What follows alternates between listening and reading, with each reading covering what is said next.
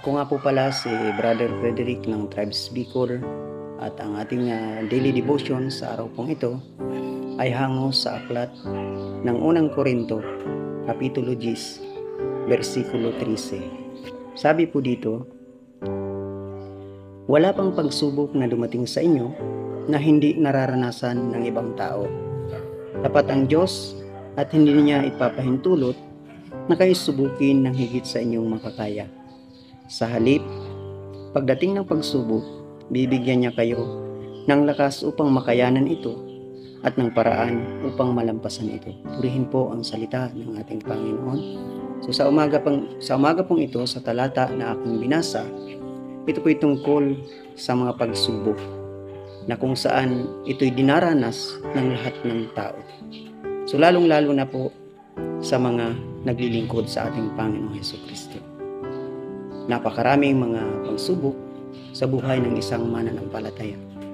At ito po'y parte ng ating buhay upang tayo maging malakas, upang tayo maging matatag sa ating pananampalataya sa Diyos. Ang mahalaga po ay nananatili tayo sa presensya ng Diyos. Bilang isang Kristiyano, dapat manatili po tayong tapat na naglilingkod sa ating Panginoon. So sa kabila ng ating mga pagsubok, sa kabila ng mga pinagdadaanan natin sa buhay, lagi po nating tatandaan na magpatuloy po tayo. Huwag tayong hihiwalay sa presensya ng Diyos. Mas lalo tayong lumapit sa Kanya, mas lalo tayong manalig at magtiwala sa Panginoong Diyos.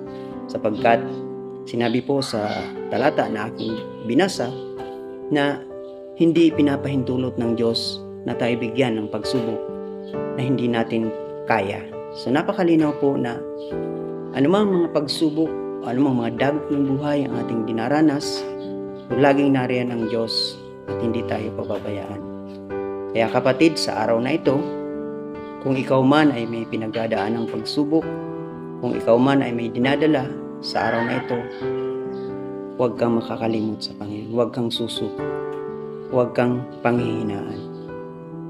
Lagi nating tatandaan, magpatuloy tayo at huwag tayong mawawala ng pag-asa.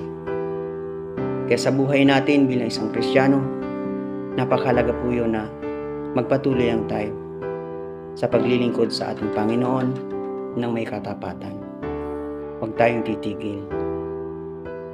Magtiwala tayo ng buong buo sa ating Panginoon sapagkat siya lamang, ang Diyos lang ang magbibigay sa atin ng lakas upang makayanan at malampasan ang anumang mga pagsubok na ating pinagdadaanan sa ating mga buhay.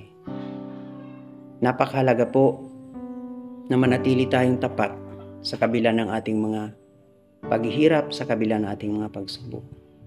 Kaya harinawa sa lahat ng kapatid ko kay Kristo ay lagi nating tatandaan na magpatuloy lang tayo. Huwag tayong ihiwalay sa presensya ng Diyos. Dahil siya lamang ang nakakaalam kung ano ang mas mabuti para sa atin. So napakahalaga po na anuman ang ating mga pagsubok na pinagdadaanan, anuman ang ating mga kinakaharap sa ating buhay, manatili po tayong tapat sa ating Panginoon. Sinabi nga po sa aklat ng Santiago, chapter 1, verse 12, na pinagpala ang mga taong nananatiling tapat sa kabila ng mga pagsubok. Sapagkat matapos siyang malampasan ang mga pagsubok, tatanggap siya ng gantimpala ng buhay na ipinangako ng Panginoon sa mga umiibig sa Kanya. Purihin po ang salita ng Diyos. Sa lahat po, pagpalain po kayong lahat. To God be the glory.